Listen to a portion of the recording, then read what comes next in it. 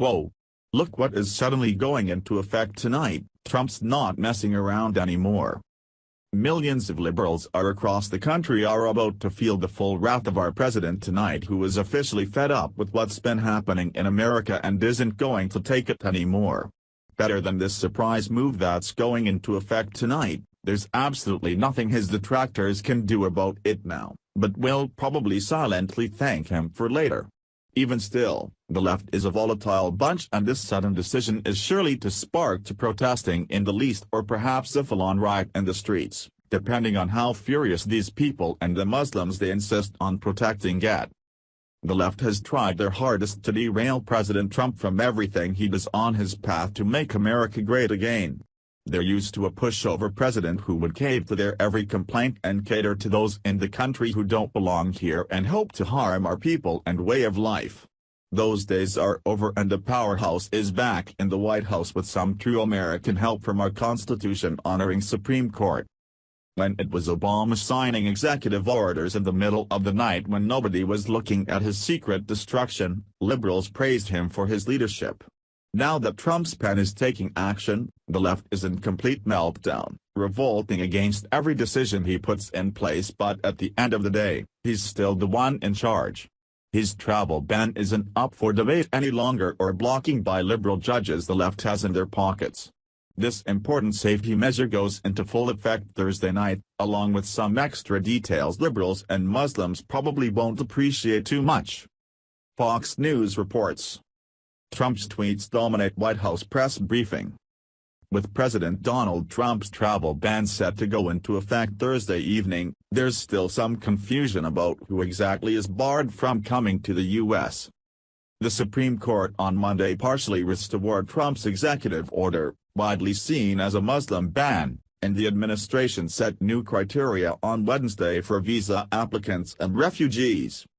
The new restrictions, which were sent to U.S. consulates and embassies Wednesday night, will go into effect at 8 p.m. ET Thursday.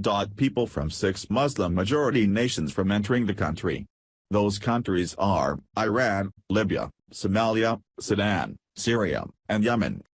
New guidelines stipulate that visa applicants from those 6 nations must be able to prove a bona fide relationship in the U.S. If an applicant cannot prove that relationship, then they will be barred from the U.S. for 90 days. The only exception to this court-enforced travel ban applies to those who had already secured visas and will be allowed to enter the U.S. Those entering the U.S. for business purposes, students and journalists might also be allowed so long as that they have the proper documentation, a State Department official told Fox News. The revised travel ban, previously and erroneously referred to as a Muslim ban by liberals, cannot be challenged since it's legally enforceable, effectively tying the hands of Muslim sympathizers who would stop at nothing to let the potential terrorists into America. It puts a 90-day travel ban on people coming from Sudan, Syria, Iran, Libya, Somalia, and Yemen. Although the prior order prevented travel from Iraq, this one does not, as well as it not longer gives Christians priority, since that was something that Trump had to concede to in order to make this order unchallengeable. Still in effect with this travel ban is Trump's suspension of the entire refugee program for the next 120 days, preventing 50,000 refugees from entering any time in the next 4 months, according to Jezebel. This will give authorities time to solidify the vetting process, which is imperative to our safety. However, refugees accepted into the program prior to June 6 will be allowed to continue on with resettlement. Like every nation, the United States has the right to control who enters our country and to keep out those who would do us harm, Attorney General Jeff Sessions said, according to Fox News.